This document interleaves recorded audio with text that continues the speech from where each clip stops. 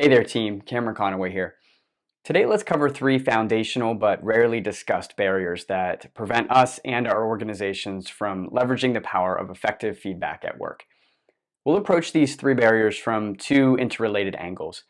The first will be from an individual level, because we know from mountains of research that feedback is vital for our personal growth and for the growth of our teammates. And the second angle will be organizational, because if an organization isn't successful at seeking and receiving feedback, it likely won't be around very long. So here are the 3 common feedback barriers we will be addressing, starting at the individual level where we all have agency, and building towards the larger organization where our agency, when we propel it into action, can create impact. Number 1, underdeveloped feedback literacy. Number 2, a neglected feedback culture. And number 3, the lack of an organizational feedback system. So let's dive into barrier number 1, underdeveloped feedback literacy. If you watched What is Feedback, you may recall our definition of feedback literacy. We talked about it as referring to an individual's understanding of and capacity to effectively give, receive, and process feedback. But we didn't address how it's not only possible, but actually vital to create a feedback literacy development plan for ourselves. Because although developing all aspects of our feedback literacy takes being in relationship with others, we have individual agency. We have the ability to chart our own course for developing in this way. Let's explore this feedback literacy Venn diagram to see how it all works. As we see here, our feedback literacy is at the core and develops where these 3 circles intersect. Let's take a look at each, starting with intrapersonal. Intrapersonal refers to those skills within ourself or within our own mind. This includes all of those qualities that make up self-awareness, open-mindedness, and emotional intelligence. That ability to skillfully experience and manage our emotional states. As you may also recall from our What is Feedback video, intrapersonal would also include the way we talk to ourselves, which would include self-feedback, the feedback in our minds as we critique, praise, and compare our performance. As you can likely see here, these internal skills and states serve as the foundation for effectively giving, receiving, and processing feedback. For example, if we are overwhelmed with anger, and perhaps especially if we are filled with anger but not aware that we are, there's a good chance that we will struggle to both receive negative feedback and process how it feels and what it means. For a deeper exploration of what I mean by processing feedback, see my article in Harvard Business Review on that topic. Similarly, if your mind is flooded with harsh inner chatter about a mistake you made earlier in the day, you will likely struggle to provide your teammate with the clear and empathy-led feedback they deserve. Improving your ability to recognize, be with, breathe through, and understand the roots of a felt emotion will help keep you receptive and grounded during challenging feedback conversations. The great part with intrapersonal skills development is that there's no shortage of ways to improve. From practicing meditation and journaling to working with a licensed therapist and a career coach, all can help us gain new perspectives, develop self-awareness, and build the skills we need to effectively navigate and leverage what's going on in our inner world. As a point of comparison, let's now jump over to interpersonal. If intrapersonal is within, we can think of interpersonal as meaning between, that is, between yourself and others. So this includes all of the many skills that account for being in relationship with others, including all elements of verbal and nonverbal communication. Not all feedback at work happens while in relationship with others. For example, we also receive automated feedback from machines, but much of it does. So these interpersonal qualities are vital for being an effective communicator, whether you're giving feedback or receiving feedback. As with intrapersonal skills development, you can develop your interpersonal skills. One way is by setting specific goals for the aspects you want to improve and then consciously observing and learning from others. You can also request feedback specifically about your interpersonal interactions. And it's also possible to improve your skills in this regard by watching and learning from recordings of your performance. As you can likely tell, there are plenty of intersections between intra and interpersonal development. For example, in a communications class I took as part of an executive MBA program, we were tasked with recording one of our performances. First few times I watched my performance, it was actually hard to look at the screen. I was judging myself so harshly, everything from the color of my teeth to the sound of my voice. But we had a self-reflective writing exercise that was attached to this assignment. And this exercise allowed me to slow down enough so that I was able to bring awareness to my harsh inner chatter and realize how it was actually a significant barrier standing in the way of my goal of improving. In this sense, I had to slow down before I could wake up. I wasn't able to tease out ways I could improve interpersonally until I brought that intrapersonal self-awareness to the monologue going on inside me and then calmed it down. After that, I was in a better position to view the recording as purely an opportunity to grow. Lastly, let's head over to experiential. This one is simply about the feedback experiences we have across our personal and professional lives. This intersects with intrapersonal because experience is what we reflect on and learn from, and it intersects with interpersonal because many of these experiences happen in relation with others. One tip I call out here is that we need not be passive recipients in the feedback process. I've met with many folks at various stages of their career who felt they didn't have effective feedback relationships modeled for them and therefore weren't able to get the feedback experiences they deserved. While this modeling is vital, and we'll briefly cover this in barrier number 2, getting disciplined about seeking feedback from others can ensure you are at least getting opportunities to flex this experiential muscle. And you may find that the more you ask others for feedback, the more others begin to feel comfortable asking you for feedback. So by you making the first move, you create a type of feedback loop for your feedback literacy development. This is one incredible way you can take your individual agency and begin to change the feedback culture. And with that as a transition, let's move to barrier number 2, and neglected feedback culture. So one way to think about a culture at work, and in our focus here, a feedback culture, is as the soil upon which effective feedback is either neglected or cultivated. Like the soil of our earth, the culture exists whether or not we intentionally try to shape it, right? So a neglected feedback culture then is one that is not intentionally cultivated.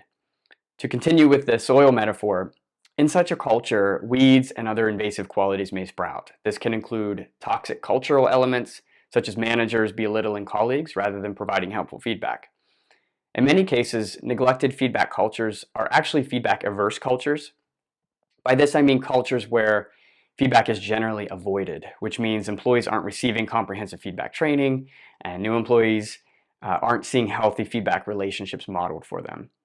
And if this culture is neglected at the people level, there's a good chance there's neglect at the organizational level, where the organization itself is not effective at seeking and receiving feedback.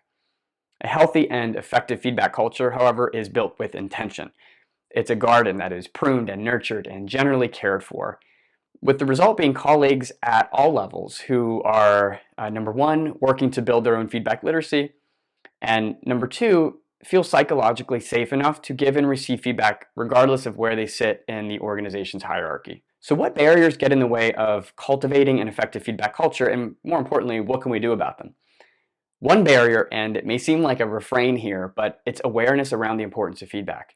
In my previous videos, I highlighted the overwhelming evidence on the importance of feedback, so I'll hold on that for now and encourage you to go check out the links I provided in the descriptions of those YouTube videos. One other element has to do with lack of awareness on the categories of feedback, especially because many who are new to learning about feedback often tend to think of it as purely an exchange of information, usually from a manager to a more junior colleague. So let's address this barrier with a quick tour of the workplace feedback categories diagram, which can be a helpful tool because it allows us to step back to see a fuller picture of the various feedback dynamics. Let's begin at the top. Internal refers to both the feedback happening internally in our minds and the feedback kept internally in our organization. So if we work down the left side, this covers the self-feedback in our minds, the individual feedback we receive from colleagues at work, the customer feedback we receive directly from our customers, and market feedback.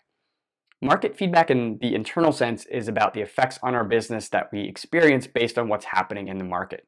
For example, even before it's a major topic of public discussion, we may begin seeing signals of labor market strength as employees seem to be asking for raises at a higher rate than usual.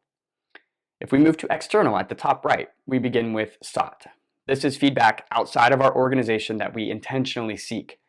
So at the individual level, this could be feedback you seek by asking an industry leader if they are open to serving as a mentor for you. At the customer level, this could be feedback about some part of your organization that you see posted on public sites like LinkedIn, G2, Yelp, Reddit, forums, or elsewhere. Similarly, external market signals could be a result of publicly known market shifts that maybe haven't impacted your business yet, such as the Federal Reserve changing interest rates, or a tense geopolitical situation that may have an impact on your supply chain strategy. As you see, there can be barriers at every level here. For example, a company may be one of those rare few who offer their employees training on feedback communications, but they may be missing the boat when it comes to having a strategy for listening to the external market signals that could seriously disrupt their business model. Based on my experience and review of decades of feedback literature, one way to move from feedback category awareness to real action is to pair our category diagram with a feedback growth pyramid, something like this. Approaching each category through the lens of culture, training, and event can ensure we are addressing each barrier holistically. Culture and training we've touched on, but by feedback event I mean real opportunities to engage in various feedback dynamics. In this sense, an event would align with the experiential section of our feedback literacy diagram. For example, a feedback event could be receiving feedback from a manager. This would be an event for both the manager giving and the employee receiving. Here's an example of one way to pair the diagram with the pyramid. Let's consider individual feedback at both the internal and external level. You might come at this with questions informed by the pyramid, such as, how might we improve our culture so that employees are getting the effective feedback they need? Or, are we training employees outside of our organization so that they are staying at the top of their field? Or, what feedback training are we providing our new people managers? And last but not least, we could ask, what feedback events do our employees have a chance to participate in? If the answer to that question is none, or not many, or even I have no idea, one potential solution could be to roll out weekly feedback-oriented check-ins between managers and employees, and a quarterly performance review framework to ensure all parties have a chance to give and receive feedback. Another solution could be creating feedback workshops whereby more junior colleagues who have been identified as future people managers could get an opportunity to practice how they give feedback and to get feedback on how they give feedback. At this point, if you're hungry to be more intentional about changing your organization's feedback culture, I'd recommend reading up on a few change management principles. I've included a link in the description to an in-depth page on change management. And if you're new to this field and in a hurry, I'd recommend jumping right to the John Kotter framework on that page. Speaking of change at the organizational level, that leads us to our third feedback barrier, number 3, lack of an organizational feedback system. We've highlighted the importance of building feedback literacy and the importance of understanding the feedback categories. But even with all the awareness in the world, it can be a tremendous challenge to figure out how to collect, classify, and effectively communicate received feedback to the most relevant stakeholders. This is where the 3 C's of organizational feedback systems come into play. Let's briefly work through this visual. Step 1 here is about collecting feedback from various sources. One metaphor that may be helpful here is to think about all the tributaries that feed into a river. The goal here is to map out all the most important feedback tributaries and to create a process for how they are being monitored. For example, if we think about collecting customer feedback, those tributaries would include the internal feedback our customers send us privately, and ensuring that they have easy ways to do so. And it would include monitoring the most important areas where they are providing public feedback. From there, we can move to step 2, which is to ensure all that feedback flows into a central place where it can be seen in aggregate. This could be a Slack channel, for example. Once there, it's helpful to classify it. For example, is this external feedback about a particular product or service? Is it positive or negative feedback? You can get as detailed as is helpful here. For example, it may be helpful to note if it's coming from a Fortune 100 customer who you have a significant deal with, as opposed to a customer from a small business who is simply on a free trial. We then move to step 3, communicating. Some organizations end at step 2 thinking that the feedback river is enough, but the river contains everything and can be an overwhelming source of information to the point where it's irrelevant for many people who are receiving it. The river metaphor continues here as step 3 is about creating feedback lakes from the river. That is, ensuring that the classified feedback is routed to the most appropriate people or teams. As in our example, a batch of feedback from Fortune 100 customers on a particular product could be routed to the product team responsible for that product, to the enterprise technical sales team who can follow up directly with their customer points of contact, and perhaps to the marketing team who can determine if and how to respond to the public feedback. So team, that's a wrap on addressing 3 foundational barriers to effective feedback at work. We covered a lot of ground here, and I hope it was helpful in getting you to step back and see a fuller picture than most of the feedback articles out there provide. I'm always open to your questions and to your feedback, and I'm happy to go deeper into particular areas you want me to address in future videos. Thank you, and may you and yours be well.